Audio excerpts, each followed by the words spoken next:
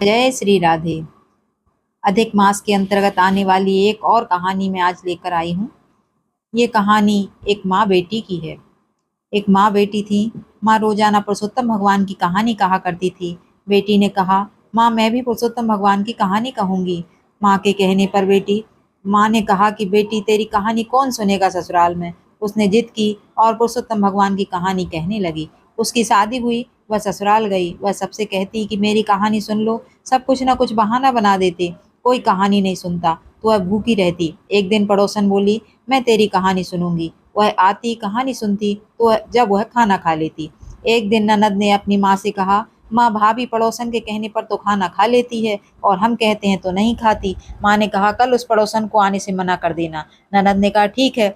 लड़की ने पड़ोसन को आने से मना कर दिया तो पड़ोसन ने अपने पति से कहा। पति बोला कि उसकी माँ जब मना करे तब मत जाना।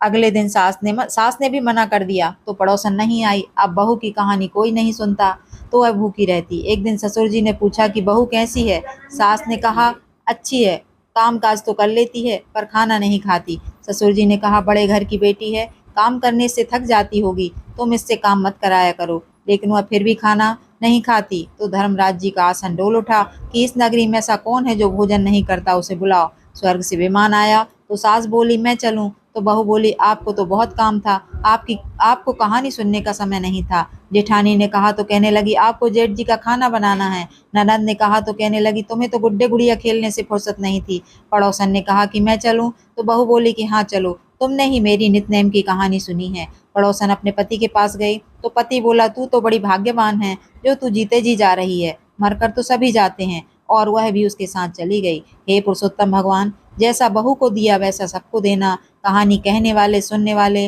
और हुक्का भरने वाले सभी को देना। बोलिए पुरुषोत्तम भगवान की जय।